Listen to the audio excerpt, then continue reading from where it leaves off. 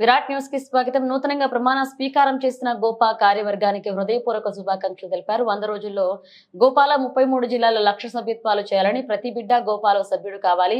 ఈ జాతి బిడ్డగా మీకు అన్ని రకాలుగా సహకరిస్తా. ఇందులో సభ్యుడు కావాలంటే చదువుకున్న వారు, వృత్తిపరంగా ఉన్నవారు మాత్రమే అవుతారు కాబట్టి జాతికి మార్గదర్శకం చేయాలి.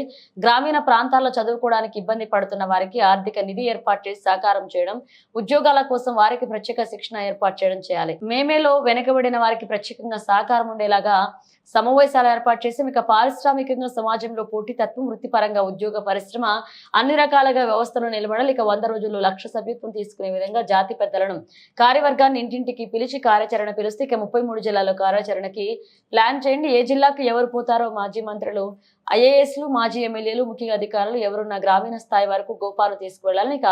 అధికారంలో ఉన్నప్పుడు వచ్చి అధికారం పోగానే దూరం అవ్వడం వద్దు. మీ అందరి ఆశీర్వాదంతో ముందుకు పోదామని తెలిపారు. సమాజంలో పరస్పర సహకారంతో ముందుకు పోవాలన్నారు. విద్య, ఉద్యోగ, పోటీ పరీక్షలు, ఉద్యోగ ఉపాధి అవకాశాలు, రాజకీయ ఐక్యతతో ముందుకు పోవాలన్నారు.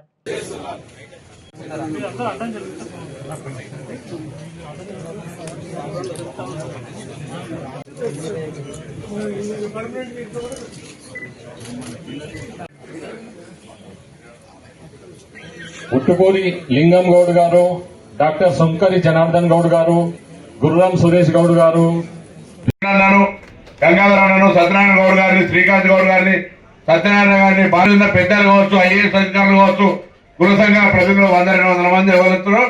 ఇక్కడ తీసుకుని మీరు అయింది అన్న రోజు 2 రోజుల సమయం నాకు ఇవ్వండి. దానికి వ్యవస్థ ఎట్లా మనం ప్లానింగ్ చేస్తున్నారు. ఒక ఓటర్ మ్యాపింగ్ అంటే అట్లా మీరు కూడా జిల్లాలో ఎక్కడెక్కడ మన వాళ్ళు ఏ సెక్షన్ల ప్రభుత్వ అడ్వకేట్, ఇట్లా ఏ డాక్టర్, ఏ ప్రొఫెషన్లు ఉన్నారో ప్రొఫెషనల్ అసోసియేషన్ల అందరూ సభ్యులయ్యే విధంగా మీ కార్యాచరణ ఉండాలని కోరుకుంటూ, మీ అందరికీ నేను చెప్తున్నా మళ్ళొక్కసారి ప్రభుత్వంలో ఏదైనా వృత్తిపరంగా ఎవరికైనా పోస్టింగ్లకు సంబంధించి మనం కూడా ఏం చేస్తాం, రాజకీయాల్లో సీనన్నున్నా, నేనున్నా, మీతో అందరూ ఉన్నా, అధికారం ఉన్నంతసేపు వచ్చి మళ్ళీ అధికారం రాగానే ఆరిద్రపురు లేక మాయమ పరిస్థితి వద్దు. ఎవరు ఎప్పుడు ఉంటారో ఎట్లుంటారో ఇది డిఫరెంట్ బంధుత్వం కాబట్టి మన వాళ్ళు ఎప్పుడు అందరూ లైవ్ ఉండేదానికి అందరికి ఎప్పుడు సహకారంగా ఆశీర్వచనం. మీరు ఎవరెవరు నేను చెప్పిన గతంలో కూడా కోపా మీటింగ్ లా అన్న చెప్పిన ఇందిరా పార్క్ లా 3 రకాల వస్తువులు ఉంటాయి. ఒకటి బుద్ధి ఉంటుంది, బుద్ధి ఉన్న వాళ్ళు బుద్ధి ఇయ్యండి. కొంతమంది సమయం ఉంటుంది, సమయం ఇయ్యండి. కొంతమంది లక్ష్మీ కటాక్షం ఉంటుంది, లక్ష్మీ కటాక్షం ఇయ్యండి. ఈ 3 మా దగ్గరనే ఉంటాం. మాకు పని పడ్డప్పుడు చేయకపోతే తిడతాం అంటే దాని మీద సీనన్న తర్వాత చెప్పుకొని అన్నది. కాబట్టి ఆ 3 మీకు నష్టం జరిగింది. బుద్ధి ఉంటే ఎంత దాన్ని సారం పడితే అంత బుద్ధి పెరిగేదేనే. లక్ష్మీ కటాక్షం ఉంటే మీకు అలా ఏది తిన్నా ఇబ్బందులు ఎవరు రైట్ చేసి పట్టుకోవద్దు, ఎవరు చేస్తుంది. కాబట్టి దయచేసి 3 రకాలుగా సమాజంలో పరస్పర సహకారం అనేటువంటి అవగాహనతో పోవాలని కోరుతూ మీ అందరికీ మరొకసారి పాలక వర్గానికి 100 రోజులు 1,00,000 సభ్యత్వం పెట్టుకొని 4 ప్రధానమైనటువంటి విద్య, ఉద్యోగ పోటీ పరీక్షలు, ఉపాధి అవకాశాలు, ఈరోజు ఎంఎస్ఎంఈ కావచ్చు, ఇతరాత్ర కావచ్చు, పారిశ్రామికవేత్తల ఐక్యత, బ్యూరోక్రట్స్ సంబంధించి పొలిటీషియన్ సంబంధించిన ఒక ఐక్యతను తీసుకురావడానికి గొప్ప ఒక వేదిక కావాలని ఆకాంక్షతో తీసుకుంటాం. మీరు ఇచ్చిన రోడ్ మ్యాప్ ఖచ్చితంగా ముందుకు తీసుకెళ్తాం, మీ మాట నిలబెట్టుకుంటాం.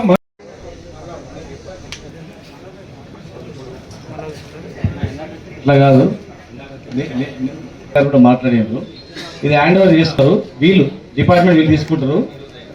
తీసుకొని ఇందులో ఇది కట్టింది ఏంటంటే ఇది కేవలం గవర్స్ మీటింగు, గీత కార్మికులకు శిక్ష ఇప్పి తమాషకి కట్టలేదు. పైన అక్యులర్ డిజైన్లో పైన లేదు. ఇది పైన ఇంత పెద్ద మీటింగ్లకు కానీ, గౌడ్ అసోసియేషన్ మీటింగ్లకు కానీ, ఇంకేదైనా కానీ చేయండి. ఆ రోజు టూరిజం ల్యాండ్ కనుక ఏదన్నా ప్రభుత్వమే కదా, యువన్ హ్యాండ్ ఓవర్లో ఉన్న గవర్నమెంట్, ఈ డిపార్ట్మెంట్ ఆ డిపార్ట్మెంట్ కాదు. చేసుకొస్తుంది ఏం లేదు, బాగా చేసుకొని అందుబాటులో పెట్టేస్తే అయిపోతుంది. మీరు అప్పుడప్పుడు ఏ మీటింగ్ పెట్టుకున్నా, బీచ్ కార్పొరేషన్ మీటింగ్ పెట్టుకుంటే మనకు అలవాటు అయ్యి చిన్న చూడు చూసేది కళ్ళు అంటే. మీరు నీరా అంటే ఒక రాష్ట్రంలో, ఈ దేశంలో మొట్టమొదటి నీరా పాలసీ ఇక్కడనే. అంటే గౌడ్లే అమ్మాలి, గౌడ్లే గీయాలి. ఎక్కడ ఇండియాలో ఎక్కర్లేదు, గౌడనే గీయచ్చు ఉంది ఇండియాలో. కానీ ఇక్కడ మాత్రం నేను తెచ్చిన జీవో గౌడ్లే అమ్మాలి, గౌడ్లే గీయాలి. తర్వాత కళ్ళు నుంచి వైన్లు తయారు చేసింది, పురాణంలో ఉంది.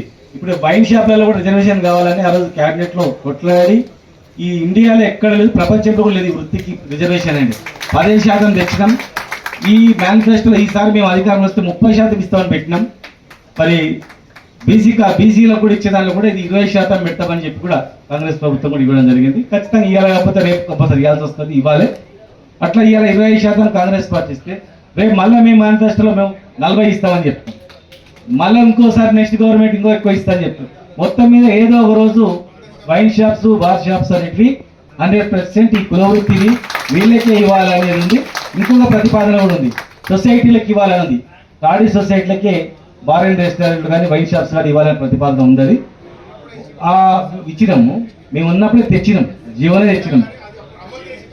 ఇంకా అమలు అంటే ఈ ఇయర్లో ఉండే, ఆ ఇయర్లో ఇచ్చినాం కదా. నెక్స్ట్ ఇయర్ ఇప్పుడు అక్కడికి వచ్చే వరకు మన గవర్నమెంట్ టర్న్ అయిపోయింది. ఆ ఇయర్లో ఢిల్లీ నుంచి పట్టుకొచ్చిన అడ్వకేట్ చేసిన ఆగింది. ఈ సంవత్సరం చేసేది ఉండే. ఆ ప్రతిపాదన ఏంటంటే గౌడు సొసైటీ, కళ్ళు సొసైటీ కొడుకులు వాళ్ళ కుటుంబం కానీ వాళ్ళకి కానీ ఇవ్వాలని ఉంది. అట్లా వస్తే కొన్ని కోట్ల రూపాయల టర్న్ ఓవర్ మన చేతిలో ఉంటుంది. కొన్ని వేల కోట్ల, దాదాపు 35-40 వేల కోట్ల టర్న్ ఓవర్ వీళ్ళ చేతిలో ఉంటే ఆర్థికంగా బలపడతాన ఉద్దేశంతో తీసుకురావడం జరిగింది. వైన్ షాప్ రిజర్వేషన్ కూడా. తర్వాత ఇంకా ఎన్నో సమస్యలు ఉన్నాయి. అట్ని పుల్లం ప్రభాకర్ గారు కానీ చైర్మన్ ఉన్నారు, ఒక మెంబర్ ఉన్నారు, అందరు యాక్టివ్ ఉన్నారు. మిగతా సమస్యలు కూడా సానుకూలంగా స్పందించాలని, గౌడ్ల పట్ల ఇక్కడక్కడ దాడులు జరుగుతుంటే వాళ్ళని అరికట్టాలని చెప్పని, కేసుల పేరున వేధింపులు చేస్తున్నారు అవి కూడా అరికట్టాలని. నేనున్న 5 సంవత్సరాల్లో సింగిల్ కేసు లేదు. మరి ఇప్పుడు ఎన్ని కేసులు ఒకసారి సమీక్షించుకొని అవి ఎందుకైతే వచ్చేది అందరు నిలబడితే అందరం బాగుంటుంది. గోపా అనే కార్యక్రమం ఓన్లీ అఫీషియల్స్కే కాకుండా, ప్రొఫెషనల్ కాకుండా అన్ని రంగాల్లో కూడా మీరు పాల్పంచుకొని మీరు ఒక బ్యాక్ బోన్ లాగా అందరినీ ఎదుగుదలలో, ఈ జాతీయ ఎదుగుదలలో మీరు ఒక బ్యాక్ బోన్ లాకుండి అందరినీ సహకారం అందించేటట్లు మీరు ప్రయత్నం చేయాలని. ఎవరు చేతనంత వాళ్ళు చేస్తారు. నా చేతనైన నేను చేసిన, నా చేతనైనంత శక్తి వరకు నేను చేసిన. మరి పోకపేటలో అలాట్ చేసుకున్నాం 500 కోట్లు మార్కెట్ మీద. కాంపౌండ్ వాళ్ళకి 5 కోట్లు ఛార్జ్ చేసినాం. టెండర్ కూడా అయిపోయింది. జస్ట్ మీరు దృష్టి పెట్టి విజిట్ చేసి 5 కోట్లతో టెండర్ ఒక 2 రూమ్లో వినేస్తే పోకపేటలో కూడా మనం రోజులు మీరే స్వయంగా తిరగాల్సిన అవసరం లే. ఉన్న కార్యవర్గాన్ని 5 జిల్లాలకు పంపిణీ చేసుకుంటారా, ఎట్లా చేసుకుంటారో కానీ ప్రతి బిడ్డ ఇది ప్రకారం కావాల్సి ఉంటే ప్రభుత్వంలో ఉన్న పెద్దగా వయసులో మీ అందరికి చిన్నవాడినైనా బాగా ఉన్నానే మాట మనం చేస్తా ఉన్నా. సమాజానికి ఇందులో సభ్యులు కావాలంటే చదువుకొని వృత్తిపరంగా ఉన్నవాళ్ళు మాత్రమే అవుతారు కాబట్టి, అంటే సమాజం పట్ల అవగాహన ఉన్న వాళ్ళు మాత్రమే అవుతారు కాబట్టి, సమాజంలో ఉన్నటువంటి మన వర్గానికి సంబంధించిన వాళ్ళందరికీ మార్గదర్శకత్వం చేయాల్సిన బాధ్యత కూడా మీ మీద ఉంది. అలా అందరికంటే ఎక్కువ ఇయ్యాల కూడా గ్రామీణ ప్రాంతాల్లో సరి అయిన విధంగా ఏర్పాటు చేసైనా ఆ పరంగా విద్యను అందించే విషయం లోపల కావచ్చు, ఉద్యోగాలకు అవసరమయ్యే పోటీ పరీక్షల లోపల శిక్షణకు సంబంధించిన విషయం కావచ్చు, ఉపాధి అవకాశాలు ఈ మధ్యనే ఒక ఆలోచన చేస్తాం. బ్యాక్వర్డ్ క్లాస్ మినిస్టర్ గా సంబంధించిన పారిశ్రామికవేత్తలకు సంబంధించి ఒక వేదిక ఉన్నది. మొన్న ఒక ఎంఎస్ఎంఈ పాలసీ తీస్తే వాళ్ళు 50 సార్లు ప్రభుత్వాన్ని కలిసి రిప్రజెంటేషన్ చేసుకున్నారు. కానీ బ్యాక్వర్డ్ క్లాస్ తరఫున ఇండస్ట్రీస్ అసోసియేషన్ లేదు.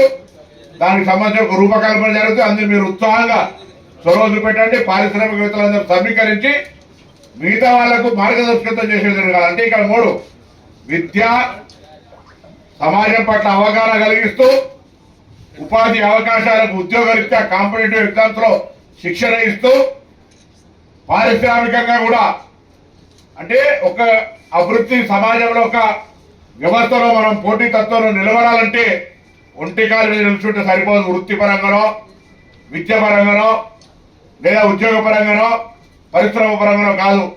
అన్ని రకాలుగా 4 రకాలుగా వ్యవస్థలో నిలబడితే మనము మన సంఘం కూడా పటిష్టంగా ఉండగలుగుతుందనే మాట సందర్భంగా మనం చేస్తూ, తప్పకుండా మీ అందరికి విజ్ఞప్తి చేస్తా ఉన్నా. 100 రోజుల్లో 1,00,000 సభ్యత్వం నిధుల్లో 1,00,000 సభ్యత్వం తీసుకునే దిశగా నేను మళ్ళీ మిమ్మల్ని అందరినీ మీ కార్యవర్గాన్ని నా ఇంటికి బ్రేక్ఫాస్ట్ పిలుస్తా. ఆ రోజు పెద్దలందరూ కూడా పిలుస్తా. మళ్ళా మాజీ మంత్రి రాజేశ్వర గౌడ్ గారికి, సీనన్నను, గంగాధర అన్నను, సత్యనారాయణ గౌడ్ గారిని, శ్రీకాంత్ గౌడ్ గారిని, సత్యనారాయణ గారిని, బాలలక్ష్మి గారిని, ఇంకా వేదిక మీద ఉన్న పెద్దలు కావచ్చు, ఐఏఎస్ అధికారులు కావచ్చు, కుల సంఘాల ప్రతినిధులు 100-200 మంది ఎవరుతున్నారో డిస్టర్బ్ చేసి మీ కార్యవర్గంతో పిలిచి కార్యాచరణ తీసుకుని మీరు అయింది అన్న రోజు 2 రోజుల సమయం నాకు ఇవ్వండి. కార్యాచరణ 33 జిల్లాలకు ఎవరెవరు టీం పోతారు, దానికి వ్యవస్థ ఎట్లా మనం ప్లానింగ్ చేసుకున్నారు. ఒక ఓటర్ మ్యాపింగ్ అంటే మేము ఎలక్షన్స్ 60 ఓట్లు ఒక మనిషిని పెట్టుకోండి. అట్లా మీరు కూడా జిల్లాలో ఎక్కడెక్కడ మన వాళ్ళు ఏ సెక్షన్ల ప్రభుత్వ, ప్రైవేటు, కాంట్రాక్ట్, అడ్వకేట్, ఇట్లా ఏ డాక్టరు ఏ ప్రొఫెషన్ ఉన్నారో ప్రొఫెషనల్ అసోసియేషన్ల అందరూ సభ్యులయ్యే విధంగా మీ కార్యాచరణ ఉండాలని కోరుకుంటూ మీ అందరికీ నేను చెప్తున్నా. మరొకసారి ప్రభుత్వంలో ఏదైనా వృత్తిపరంగా ఎవరికైనా పోస్టింగ్లకు సంబంధించి మనం కూడా ఏం చేస్తాం, రాజకీయాల శ్రీనాన్ని ఉన్నా నేనున్నా మిగతా అందరూ ఉన్నా అధికారం ఉన్నసేపు వచ్చి మళ్ళీ అధికారం రాగానే ఆరిద్రపురు లెక్క మాయమే పరిస్థితి వద్దు. ఎవరు ఎప్పుడు ఉంటారో ఎట్లుంటారో ఇది డిఫరెంట్ బంధుత్వం కాబట్టి మన వాళ్ళు ఎప్పుడు అందరూ లైవ్ ఉండేదంటే అందరికి ఎప్పుడు సహకారంగా ఆశీర్వచనం. మీరు ఎవరెవరు నేను చెప్పిన గతంలో కూడా కోపా మీటింగ్లా అన్న చెప్పిన ఇందిరా పార్క్లా 3 రకాల వస్తువులు ఉంటాయి. ఒకటి బుద్ధి ఉంటుంది, బుద్ధి ఉన్న వాళ్ళు బుద్ధి ఇన్రి, కొంతమంది సమయం ఉంటుంది, సమయం ఇన్రి, కొంతమంది లక్ష్మీ కటాక్షం ఉంటుంది, లక్ష్మీ కటాక్షం ఇన్రి. ఇక 3 మా దగ్గరనే ఉంటాం, మాకు పని పడ్డప్పుడు చేయకపోతే తిడతాం అంటే దాని మీద సీనన్న తర్వాత చెప్పుకోండి.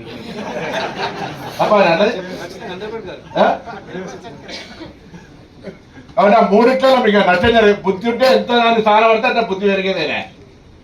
లక్ష్మీ కటాక్షం ఉంటే మీకు అలాగే ఏది తింటే ఇబ్బందులు ఎవరు రైట్ చేసి పట్టుకోవద్దు ఎవరు. కాబట్టి దయచేసి 3 రకాలుగా సమాజంలో పరస్పర సహకారం అనేటువంటి అవగాహనతో పోవాలని కోరుతూ మీ అందరికి మరొకసారి పాలక వర్గానికి 100 రోజులు 1,00,000 సభ్యత్వం పెట్టుకొని 4 ప్రధానమైనటువంటి విద్య, ఉద్యోగ పోటీ పరీక్షలు, ఉపాధి అవకాశాలు, ఈరోజు ఎంఎస్ఎంఈ కావచ్చు, ఇతరత్ర కావచ్చు, పారిశ్రామికవేత్తల ఐక్యత, బ్యూరోక్రట్స్కి సంబంధించి పొలిటీషియన్ సంబంధించిన ఒక ఐక్యతను తీసుకురావడానికి గొప్ప ఒక వేదిక కావాలని ఆకాంక్షిస్తూ తీసుకుంటాం.